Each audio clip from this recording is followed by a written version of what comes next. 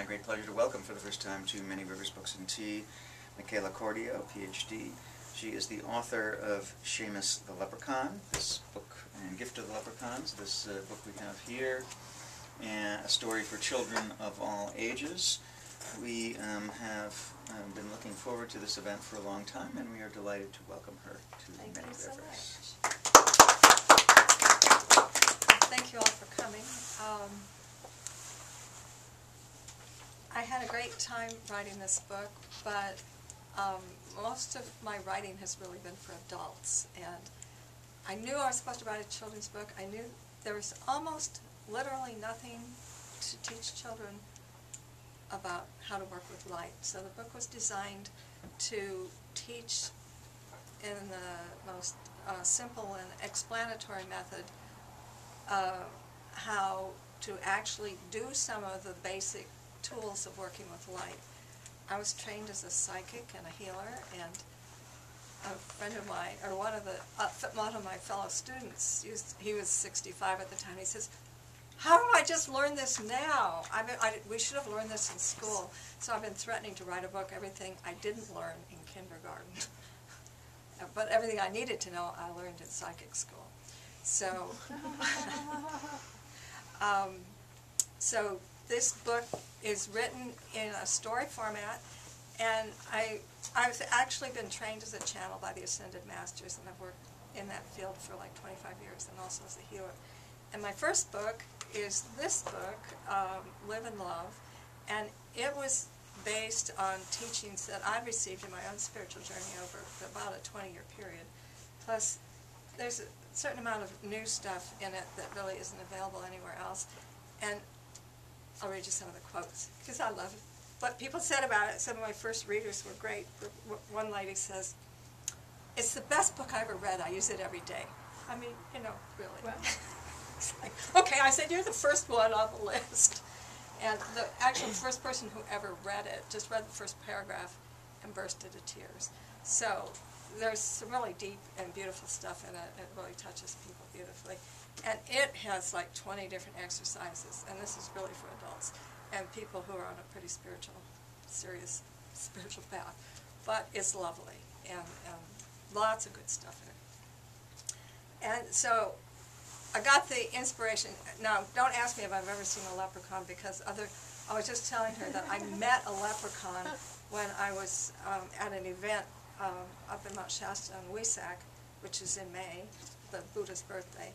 And this man comes up to my booth, and looks like a normal man, right? You know, and he comes up and he says, "Oh, I've got all these shamrock keychains. I should give them to you. I have a whole bunch left over. I did this event for St. Patrick's Day.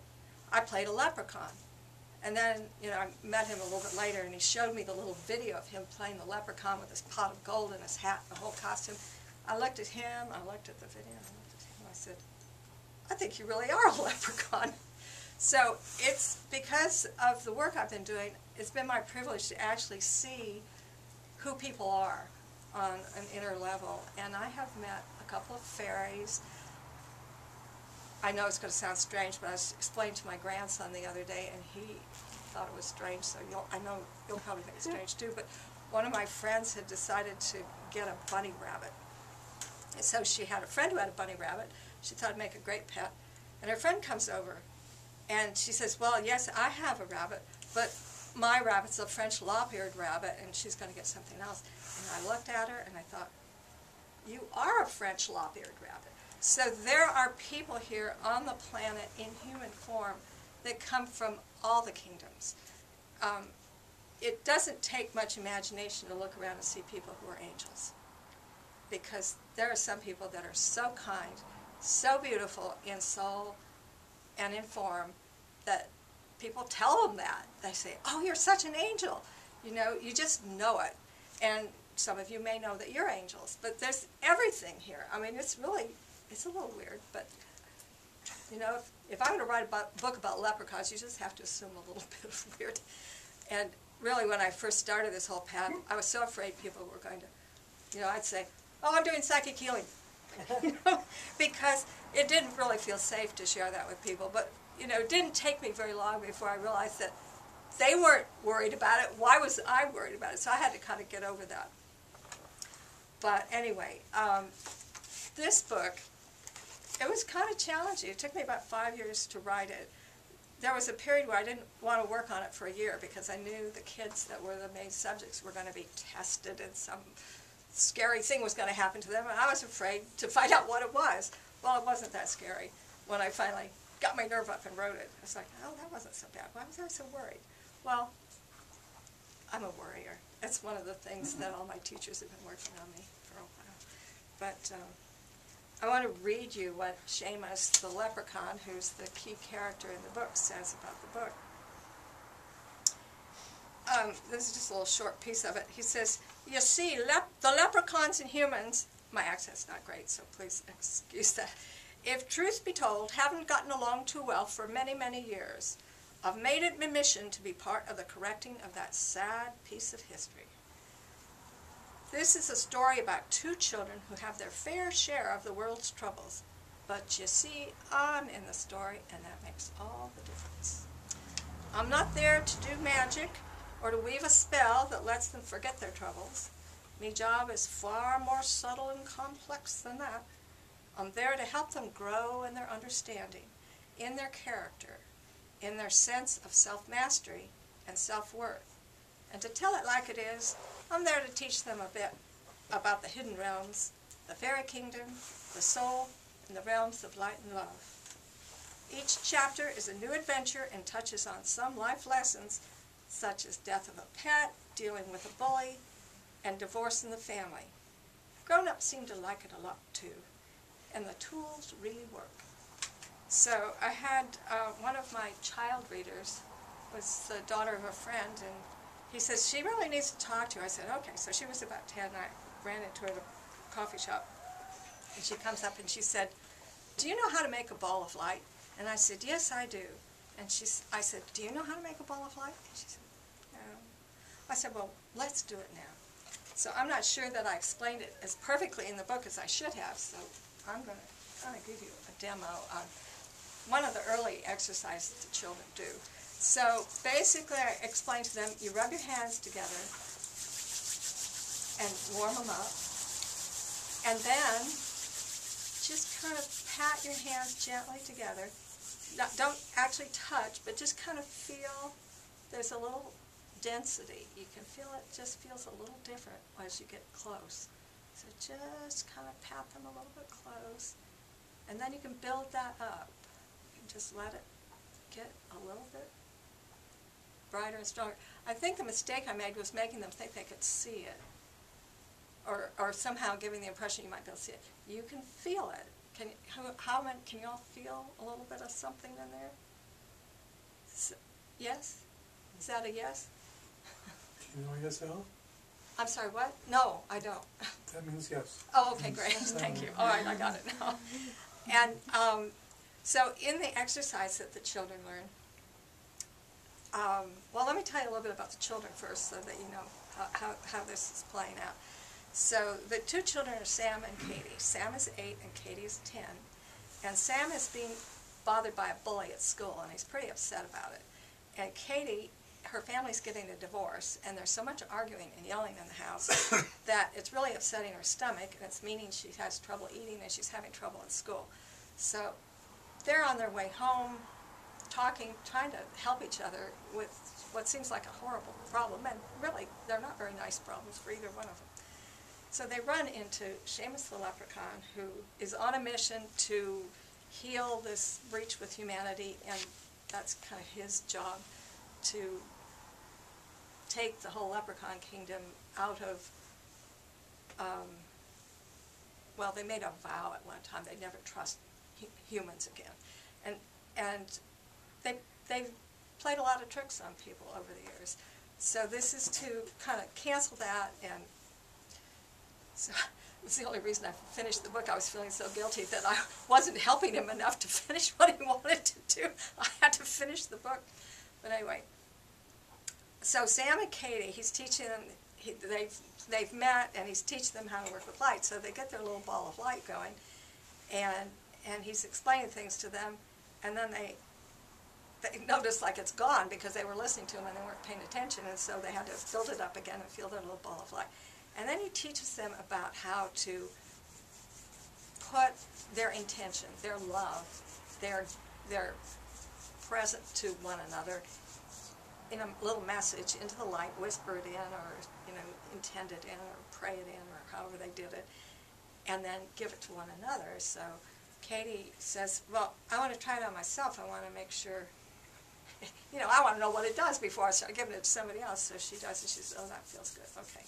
So she does it, and she gives it to Sam, and that was fine. And he says, okay, and he gives it to her. He says his little prayer, and he gives it to her. And she bursts into tears. And he goes, oh, no, did I do something wrong? So Seamus the leprechaun explains, no, she had so much sadness in her. It had to come out in order so that she could feel the love and the goodness. So each one of the chapters has all these really sweet little moments where, it's like he's teaching them how to talk to God. And he says, now get a very clear idea in your mind about what God is, and then just talk to him. And Sam says, well, I don't have a real clear idea of what God is. Is God a man or a woman? My mom and my grandma say God's a woman. And so, they say all these cute things, and, there's great dialogue between them, and I think it helps. I mean, part of what I have seen that this book is capable of doing, when I had children, my daughter probably knows this, it wasn't easy for me to talk about spiritual things with them. And this kind of creates a framework in the storyline where a topic that you might want to talk about can come up and be dealt with. But frankly, my adult readers are loving it, so they don't have to talk to children about it. They just are liking it for themselves. There's lots of tools, the basic tools that I learned in psychic school, and I've been teaching for years, but unless you go to psychic school, they're not necessarily everyday lessons that people get, so they're good. Okay. So anyway, I marked off a couple of places where there's some little bits of the story that I'd share with you. So let's see, what was the first one? Okay. Skip that one. Let's see, I wanted to go to the fairies. Here it is. Okay. One of the little things they do is they go and visit the flower fairies. And this is the part where Sam is telling what happened when he went to go visit.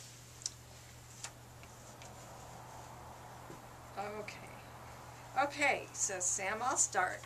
My fairies are wood sprites, and their names are Jake and Jacus. They're twins. They work with the trees to help keep the bark strong and healthy. They also like to play with the little insects in the grass, and they know a whole lot about which bugs are good for the trees and which ones aren't. They said most of the times the bugs don't hurt the trees, but if something happens to, like break the bark or pull off a branch, then some of the not-so-good bugs can come and make trouble for the tree. Then Jake and Jacus and all their friends help the tree to make special protection stuff so the bugs can't do too much trouble. They said sometimes there's just too much to fix and the tree can get sick and even die. They asked me to tell as many children as I can not to pull the branches off the trees or pull off the bark because it can make it too easy for the tree to get sick. They said if we ask for the right kind of branches, they can be sure that just the right kind of branch, the tree will help to make it just fall down. There isn't always one just lying around, and they might have to give a tree a little time. Sometimes it takes a while. Wow, they sure know a lot about trees. They don't teach half this stuff in class. Thanks, Jack and Jacus. That was really good. Okay, so then Katie tells her story, and she meets these three flower fairies. Two of them are other fairy children, kind of, and one is their teacher, and that's a cute dialogue, but I'm not going to get into that. I'm going to give you a little flavor of some of the different things. So one of the stories, they have a past life regression. The kids have just gone to the Grand Canyon, and they come back and they're telling how that was. And Seamus says, well, I think you both have had a past life in the Grand Canyon, so let's go back and look at that. So they go, and it's cute because Sam is a girl and Katie's a boy in this particular lifetime, and Sam gets hurt and has passed out, and they send Katie, who's now the boy, off to find the medicine man.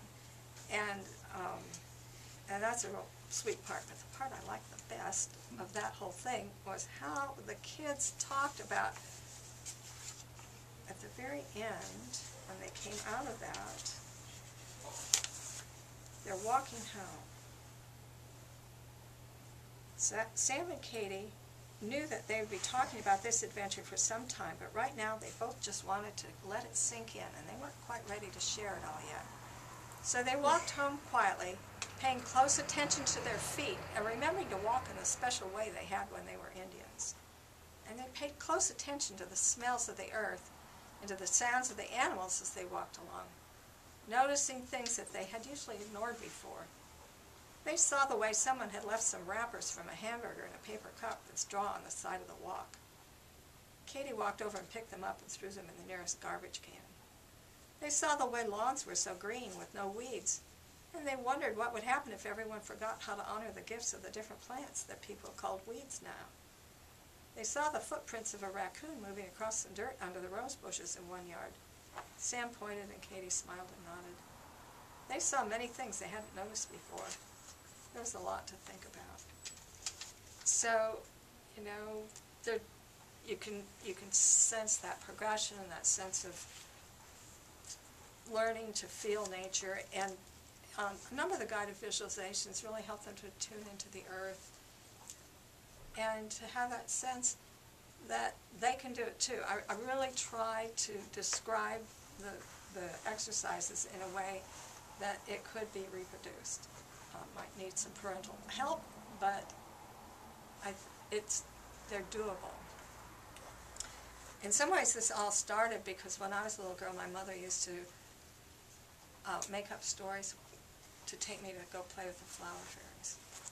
And they were very sweet. She said, now make sure, just pretend like you get real small. Okay, and I go and I have this little girlfriend I played with in the fairy kingdom, and we have an adventure. It was always a different story. I think my mother was channeling these stories, but nobody would ever call it that. It was cute. So anyway, that was kind of my introduction to the elemental kingdom. And there was,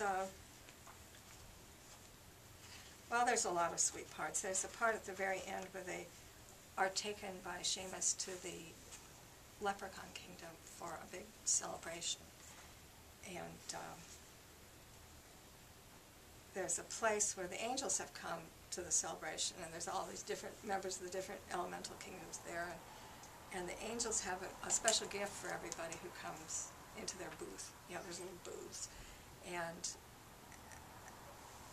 each of the gifts, you know, the children, they're like little balls of light, and they see them, and they receive their gift, and they see there's two children standing over on the side looking really sad and upset, and an angel, well, an angel's running the booth. So an angel comes and works with the children, helps them get their gift, and they receive a little blessing. And apparently these two children had just arrived in the community, and they had been hurt in some fashion. But you know, there's so many beautiful, touching ways. And I don't know if any of you have heard of Telos. Have any of you heard of Telos? Yes, one. Okay. Telos is considered to be one of the fifth-dimensional cities that are in the inner earth. And I live in Mount Shasta. It's supposed to be under Mount Shasta, so I hear about it probably more than most. But one of the stories, the children actually go to visit the children of Telos, and they have a beautiful dialogue with each of the children. They share their gifts, and so there's this sense of empowerment and gaining clarity on who they are and what their life purpose is that permeates the book. Anyway, I think it's wonderful. If anybody has any questions, I'd be happy to answer them. So, Yes. the ball of light is one thing. What Yeah. other exercises with light? What other do you talk exercises? The children learn how to ground, and they learned how to use that usefully. They learn how to talk to their higher self, and some of the other exercises they do. There's a place where they they work with crystals, and they learn how to work with crystals. There's one place, oh, here's something. I'll give you all a little, it's in the book, but this is a tool that I think most people aren't familiar with this tool. A friend of mine received this, and we use it really extensively, but most people don't know about it. It's called a present time wand, and when we first received it, it looked like a little Harry Potter wand, but it was like fourth dimensional, so you couldn't see it. Well, we're moving into the fifth dimension, so the new wands are now fifth dimensional, and they look a little different. But, you know, they work. But what does a present time wand do, and, you know, can you use it now? Yes, they're like effortless to use. That's the good news. The truth is that you're possibly familiar with the fact that sometimes we get stuck in the past. You know, it's like, oh, my husband, blah, blah, blah, blah, blah, or my mother did this to me, or my father was like, you know, and we haven't necessarily, we may have done a lot of work on it, but it's still, there's energy, and it's stuck, and it's in our field somewhere. It could be a past life thing. It can be anything. All you have to notice is that you're not in present time, and that there's a lot of emotional charge about something. So you take your little present time wand, etheric though it may be, and you consciously just tap the problem, whatever it is. It releases energy stuck in the past, brings it up, allows it to be in present time for you. So it's not like you don't forget it, but it no longer has that emotional charge stuck in the past. I don't know how many of you have been doing your own personal healing work, but those of us who've been doing it for years began noticing that we didn't have 6 years or 5 months or even 3 days to work on a project. We needed it right away, and this does it. Yes. Is the present time wand imaginary? Or No. is it an actual wand? It's an actual wand. It is fifth dimensional, which means it's in the higher realms, and so you can hold it etherically, but you don't necessarily see it. Most of this stuff is done by intention. Years ago, there was a famous psychologist who did a survey of all these famous healers, and he studied, I mean, these were people who would work with somebody, and, you know, major diseases were gone, and he tracked them down all over the world, and he interviewed them, and exactly what do you do and how do you do it, and he wrote it all down, and he compared all these notes. There was only one thing they all had in common: intention. The intention that the person be well. And so intention is very powerful. So your intention to have it draws it to you. If you're not familiar with working with things like on the inner plane, like I gave this wand to one of my students, and she wanted a real thing, so she went out and got herself a little fairy wand. I mean, you've probably seen them in stores here and there. You know, they're long, they got little things fluttering around them, stars and snowflakes and things. And she was using it so much she broke it. But the etheric wands tend to stay in one piece, so it's okay. But I gave you this gift because it really works. I mean, it sounds like it's too easy, but it really works. Did you have a question? Well, I wanted to see if you could say again the present time wand. So when something comes up that was an old trigger that you were reacting about, you use the wand to just tap. You can imagine that you know where it is in your energy body. You know, it's like you might feel, oh, it's right there. Or, you know, if it had a physical counterpart, like if you were beaten in a particular location, or you broke your leg, or you were shot or something, then there would be a physical location. So you kind of tap wherever you think it is, and it releases things. to release the old energy, so that It releases energy stuck in the past and allows it to come into present time. Gives you more access to more of your own personal energy, basically. It is similar in theory to an L rod or dowsing. L rods and dowsing are tuned to usually water, but other kinds of energies also. And they locate it and identify it, but they don't necessarily clear it. I've seen L-rods work. Well, I'm not an expert on L-rods, and there may be a lot more they can do, but, you know, all the early work was just to locate things or identify that the energies were there. But that doesn't mean that they can't do a whole lot more. A friend told me once that I kind of had elf ears, Uh-huh. and she had a dream when she was, she didn't know she was pregnant, but she had a dream she was visited by elves, and she was going to have an elf child. And the child came out with elf-looking ears too. So it was like we were, and when we're together, we're always like just in that kind of a silly elf world. So I thought that was kind of like a synchronicity.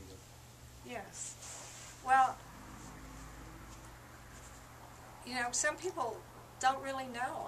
I was doing a reading on this one lady, and I'm reading through her chakras, and every chakra there was like a fairy or a gnome, or, you know, by the time I got to the 5th or the 6th chakra, I thought, well, something's going on here.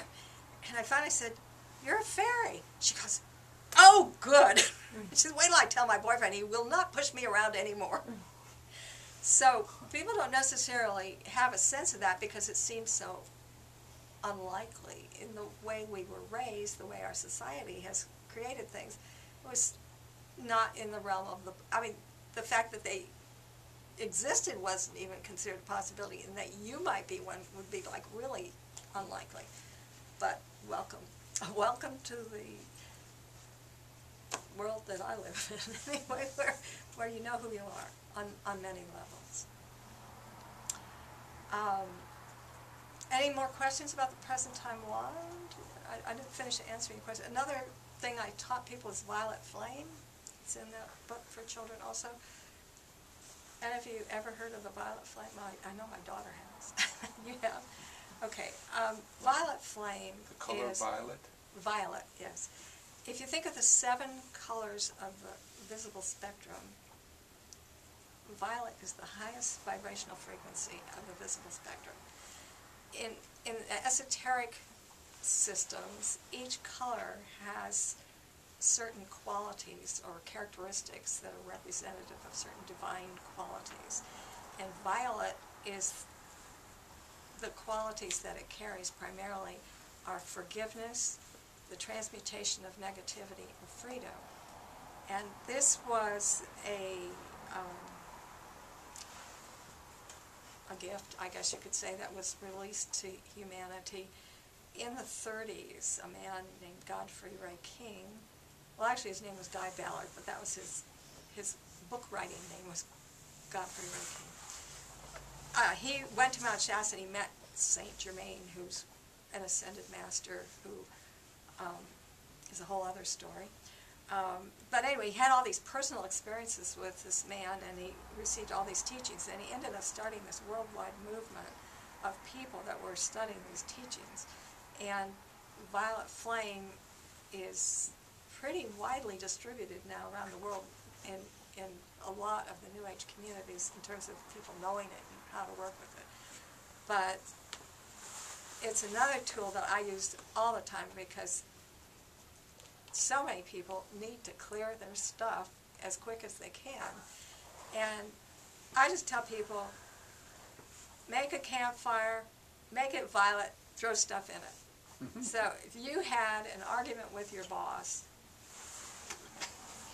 or your husband, or several times with whoever it was, or all the stuff in your mother, and classic case, a lot of women, and I don't know how many men have this, I know women are very open to other people's emotional energy. You know, oh, Jane just came by and she dumped all her crap on me again. I feel like crap now. You don't have to keep other people's emotional energy. It'll make you feel lousy. So you can ask for assistance in clearing all that emotional energy out of your body. Violet flame transmutes it. You can clear it out of your body and just send it on, and then somebody else runs into it. So the energies don't just go away. They're sitting there. So these are tools that are written in this book. They're written about in a way that children can understand and work with it in a very simple way. But it works. I mean, these tools sound like they're so easy. How can they work? They work like they're miraculous, really, but real, yes. Say violet flame, so do you put special things into the fire to make it violet, or will the fire have that in it as No, part no, of it? it's visualization. You don't actually need to build a fire. Oh, okay. Makes it easier. I mean, some people like to have a candle. They get a purple candle. You don't need that. I mean, you need something that you can use instantly. Not, okay, I've got to find a place where I can build a campfire, and I'm going to make it purple. You know, no, just, it's there, it's purple. And I tell people, sometimes you need a bonfire. But campfire works for most things. But sometimes you've had a really bad time, bad day. So you just visualize the flame. That's right.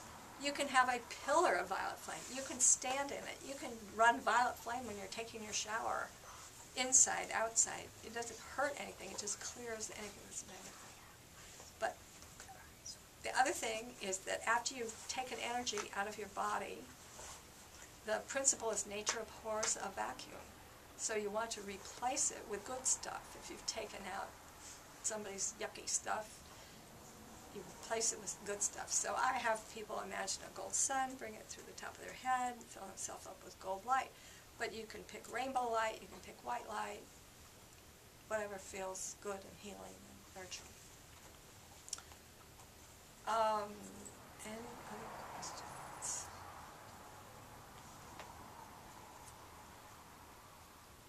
Nothing. Oh, good. So everybody's, how's my time? Oh, I'm not talking long enough. I'm going to think of something else. Let me just check in and see what we've got to tell you about something here.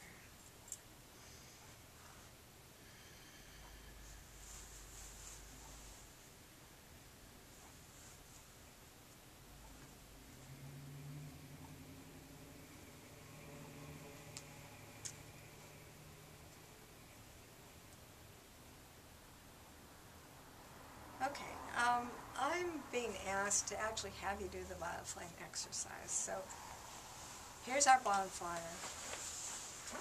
And all of these colors of the different, they call them rays, the different colors, they have all these angels that are associated with them.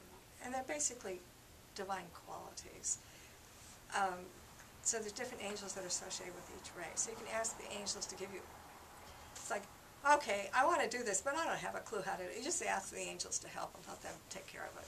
Angels are required to wait until you actually ask. That's one of the rules of angels. But if you don't ask, they can't help. And occasionally they'll kind of break the rules and help you save your life or something, but mostly it helps to ask.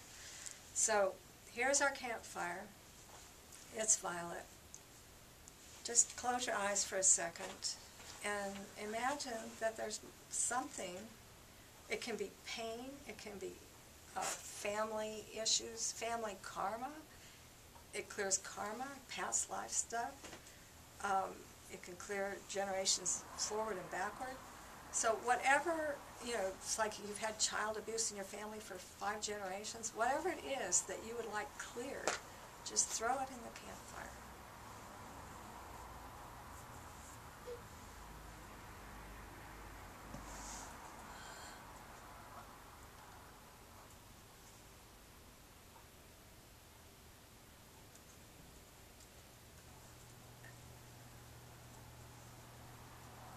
And you can imagine that you can go from your feet, pull any energy that's collected in your feet connected to this, through your legs, your knees, your hips, from your pelvic area, your stomach, your solar plexus, your heart, your lungs, your throat, your head, any part of your being, your physical, emotional, mental, or higher bodies. Just throw it in, let it be cleansed. And then bring in a gold sun. Imagine a gold sun over the top of your head. Allow it to just gently descend. move to your heart and radiate from your heart throughout your body and fill you with light. Fill all the spaces that have been cleared with light.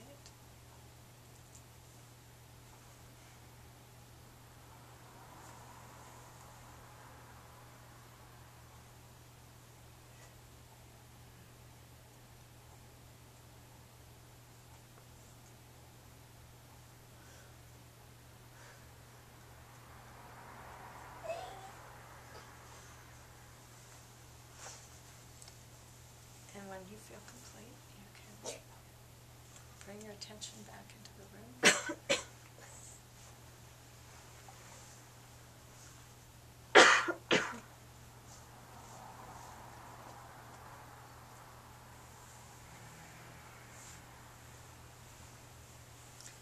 Did anybody have an experience they'd like to share from what we just did?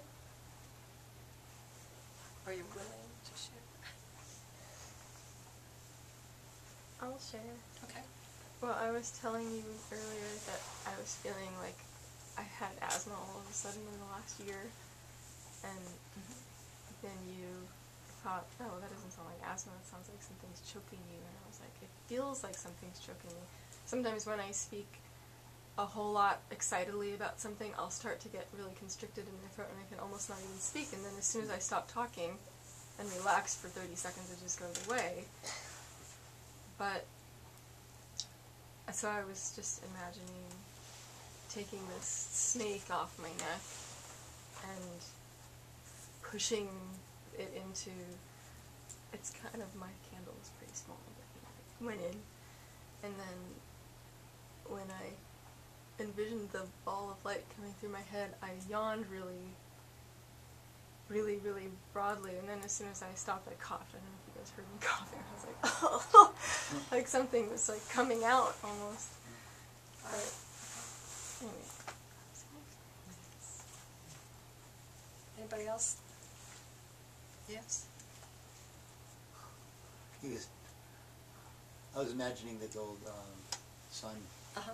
ahead, and he was like pulling my head down and like through his energy field. I thought that was interesting. Wanted some of that light, did he? Was everybody able to do the exercise? Okay, good. So, it's that simple, really. And I had this one man I was working with, and he'd had these terrible problems with his legs. I don't know, it was like a skin disease or pain, or can't even remember what it was anymore, but it was a lot of pain in his legs. And when I did the reading, I realized he was taking on all this crap in his office. There was a lot of stuff going on, a lot of negativity. He was just taking it on. It was showing up in his legs. So I cleared it out, and he says, that's the first time I've been out of pain for 2 years. Did he keep doing it?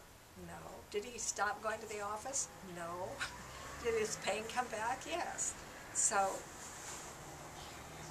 it's not that I suggest if you're having a bad time in your office you should quit your job, although that's certainly a possibility. But if you've got a tool that helps you to be free of the negativity, use it. I mean, it's not like it's going to last forever if you keep getting the problem back in. So violet flame is one of those things that if you use it every day, it's usually worthwhile. My daughter used to tell me that she thought I was saying violent ray. No, violet. Mikaelah, don't you need to, before bringing the visualization, clear your space with the white light or something first to make sure that you're, that while you're doing that cleansing and emptying out, that you're protected?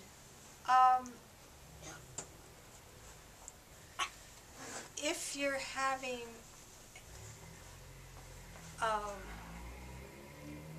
attack from like something more serious, then that's a wise thing. But generally, you can just do the violet flame without calling in all the extra protection, because you've already, in doing it, you're basically calling angels in to work with you on it. But That's a good point. And usually if I'm working with a client, I'll set a whole angelic field protection and stuff. But if you've got like major entities that are attacking, then it's wise to either have some experience in working with that or call somebody who actually knows how to deal with it, because it's not necessarily pretty.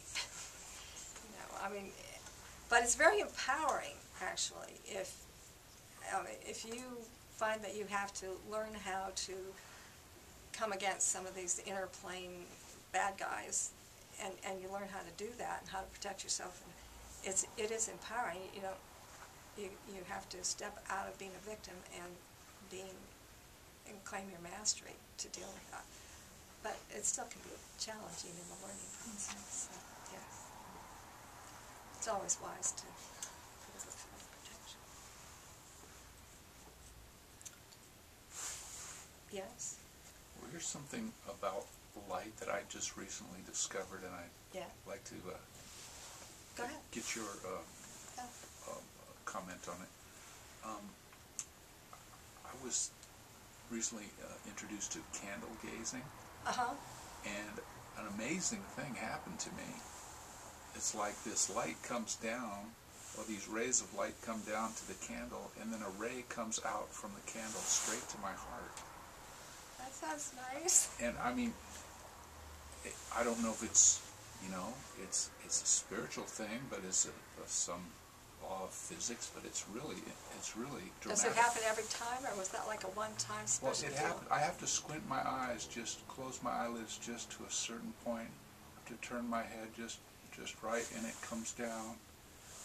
Sometimes if I squint my eyes, it'll be a single beam coming down and a single beam coming out, or usually it's a V of beams like this, a lot of beams of light, but they focus at the candle, and then a predominant beam comes straight to my heart. I find that they'll send light to you any way you'll receive it. Who will? What I call the team. Are you familiar with the concept of the higher self and guides and teachers and things on the inner plane? Whoever is working with you, at whatever level, they love to send love and light into us. And there are people who are doing solar gazing early in the morning. I tried the same thing with the sun, and if you can't look at the sun early in the morning. You can't look at the sun because it's too bright, but when the sun sets and it's just setting or it's going down, but up in the trees, it's the energy of the sun is mitigated enough to where you can actually look at it. And the same thing happens with the sun. Yes. For me. Well, basically, a candle flame is holding sunlight, so you're still getting sun energy. Right. But I mean, I'm just amazed. Yes. Yes. Well, when those love rays come in, it is amazing. You looked like you were wanting to ask a question. Well, I was just noticing that you seem a little leprechaunish. I was wondering if you have any of that in your family line. Not that I know of, honestly, and I have to apologize because I do have a really good leprechaun hat I forgot to bring, which kind of brings more of it out. I don't know. Have you ever noticed that in our line? The leprechaunish? Well, I do think you have a lightness to you. You tend to be more jolly than most, in that sense, like Oh, okay. like kicking your heels up, cute, kind of. Okay, well, I didn't know anybody ever saw me that way, so thank you both. Not to my knowledge, but my mother did take me to play with the flower fairies, and I wasn't a fairy, so maybe I was a leprechaun, I don't know. So you said that the leprechauns have made an oath to never trust humans, but this particular leprechaun, Seamus, He was on a mission to kind of cancel that. You know, he'd been given that mission to do something to, like, To bridge. change it, to bridge that. Yeah. And as he says in the introduction, let's see, where does he say that? Everybody, all kingdoms, are moving from the third dimension into the fifth dimension, and the Leprechaun kingdom needed to clear that in order to do it. So that was part of his purpose. Talk about some of the other kingdoms. Well, there's angelic kingdoms. There's a lot of different elemental kingdoms. There's the mineral kingdom. I mean, there's the humans. Different evolutionary paths, I guess you could say. Not all of them visible. It'd be easier if you asked a particular question. What does the fifth dimension mean? Okay, that's a good question. What does the fifth dimension mean? In this book, I kind of go into it in a little bit more detail. You know, physicists describe height, breadth, and depth as the three dimensions, and then time, and then they really don't know what the other dimensions are. I don't believe that. I believe that's all, but height, breadth, and depth are all definitions of the physical dimension that we live in. That's the first dimension. The second dimension is the emotional. Third is the mental. So we live in the physical, the emotional, and the mental. Those are the three dimensions we live in. And the emotional and the mental are not visible dimensions. And it's like a fan. When it starts going really fast, you really can't see it. If it goes fast enough, you actually can't see it. And that's what's going on in the different dimensions. There's a higher vibrational frequency. And that's what's happening. We're actually shifting vibrationally, lifting the whole planet, us and the whole planet, into higher and higher frequency. Could you share some insights about music? Music. I have two particular insights that have meant a lot to me over my development. The first one was that music is really touching people because it's nonverbal. It can really shift people in amazing ways. I've seen so many musicians working at conferences and something, and every single person was touched by it and lifted in the process. So that aspect of music is very powerful.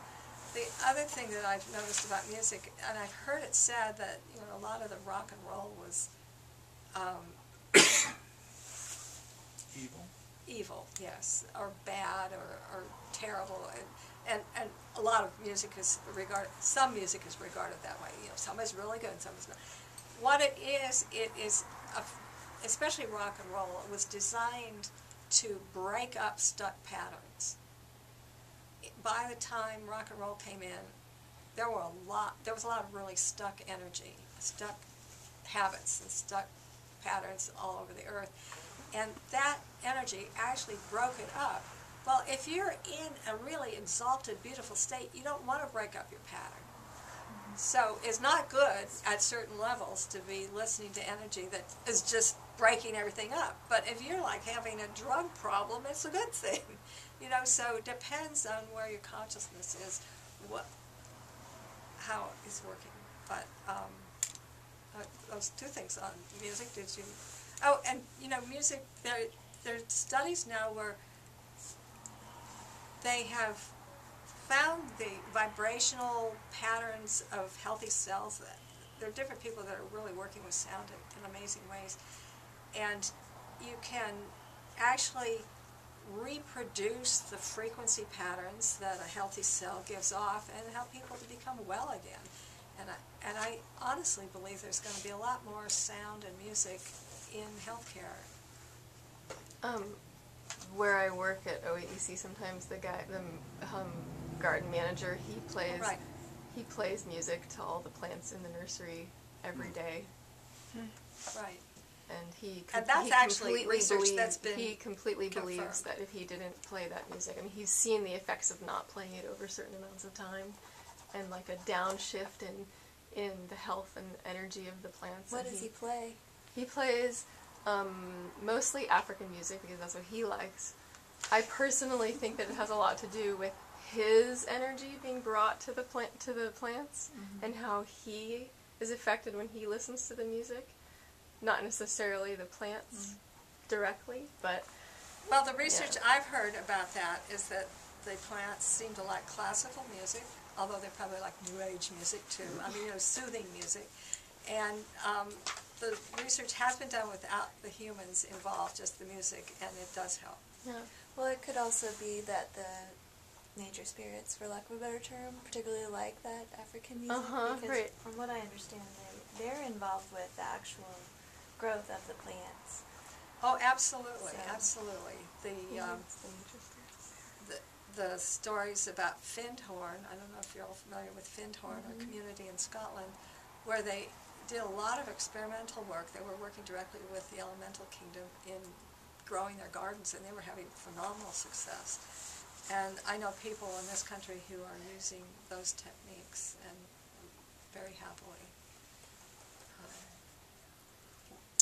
Well, music is I think one of the closest thing. Well, for me, it's the closest thing to God, or that we have as humans, that we can perceive, because you can't see it, you can't touch it, but you can hear it, which is our door of perception to it. And you can feel it bodily or emotionally, but you can't really touch it or see it. And music of high nature is probably affecting those higher levels of energy. What we have an auric field that has layers, and as you go into the higher and higher levels of vibration, of dimensional level, the music is touching that, and the light touches it. We can't see it, we don't know what's happening, but when that is happening, all the rest of us is responding to that and becoming healthier. Could you talk more about contacting the higher self? Yes. And how in the Okay, let me just tune in for a second to see how the best way to answer that for you is.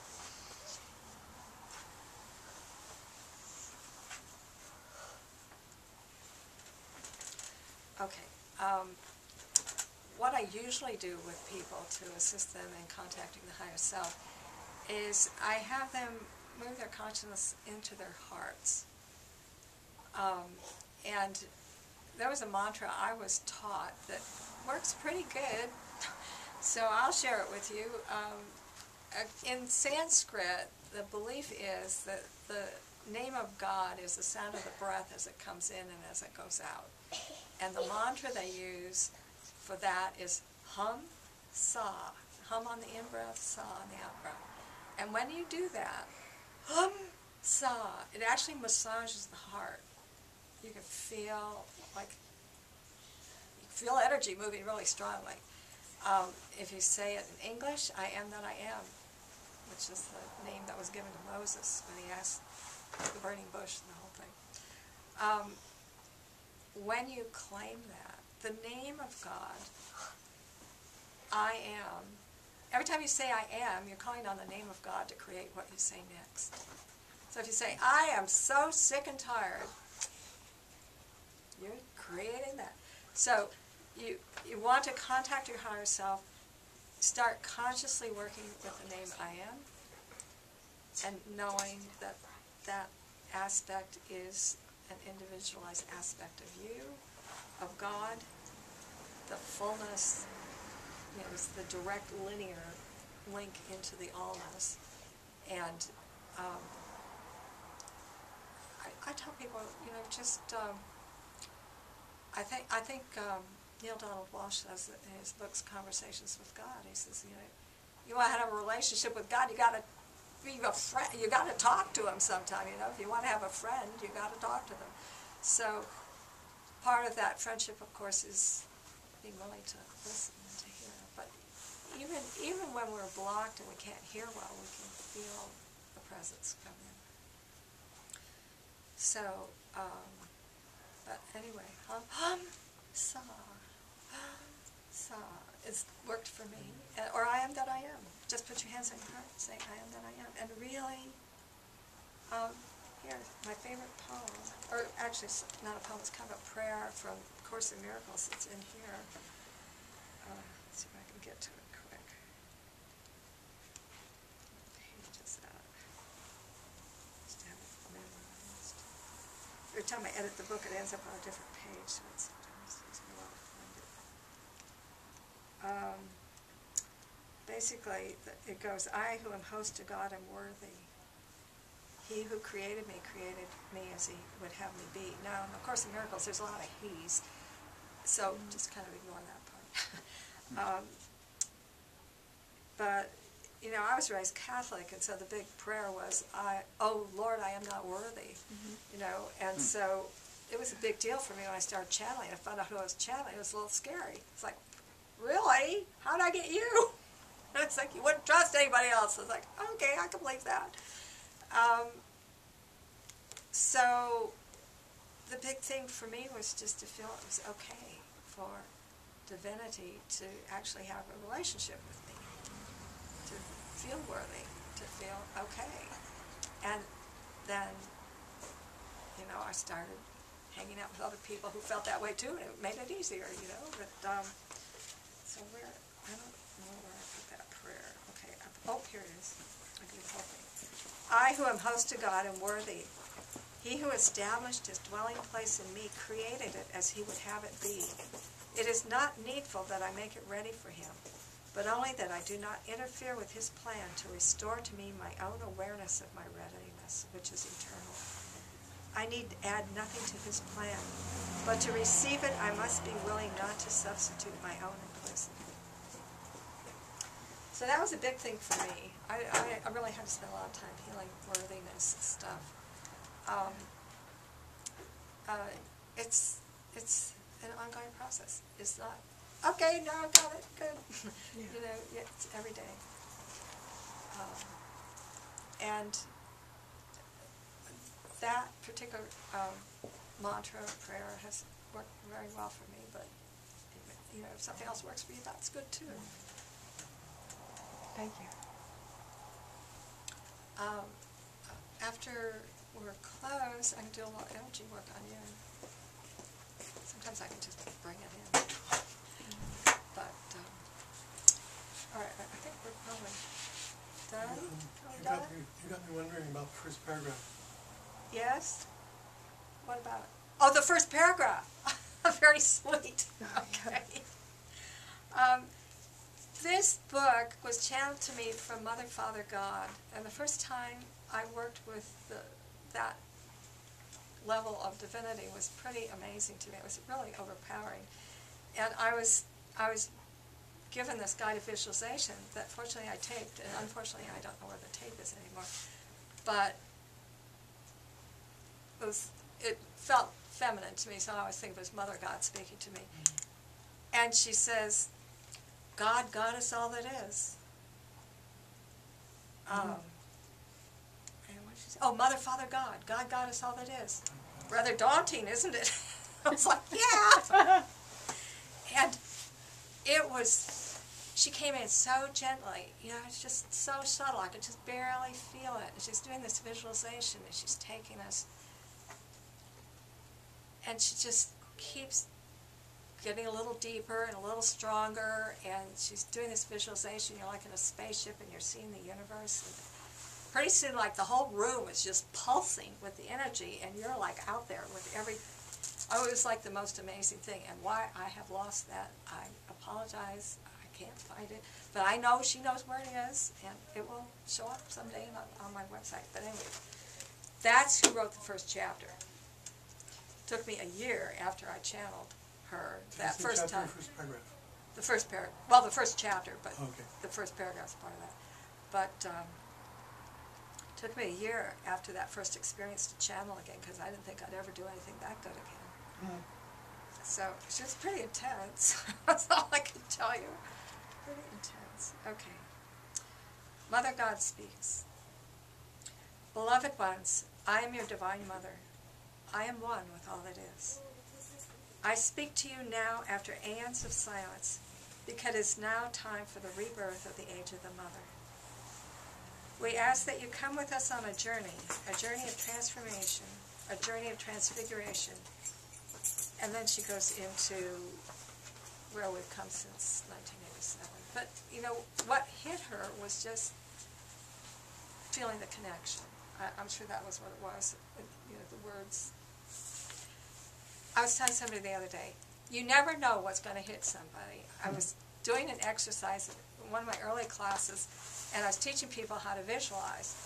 And so I said, okay, so imagine you see a chair in front of you, and then blow that up, and then, okay, now imagine you see a plate, and then blow that up. And this woman just started sobbing. I mean, we were doing all these little inane things, and she's just tearing her heart out there. So I finished the exercise, and I talked to her. I said, well, what was that all about? And she said, well, I was a single mother, and we were very poor. I only had one chair. I only had one plate. It's like, so you really never know what's going to hit somebody. It could be just the most innocent, simple as, you know, it's like tie your shoelace. Ah! You know, and off they go. So I think we're done. I think You done? You I believe so. finished? Well, thank you very much. Thank you Really all very appreciate much. it.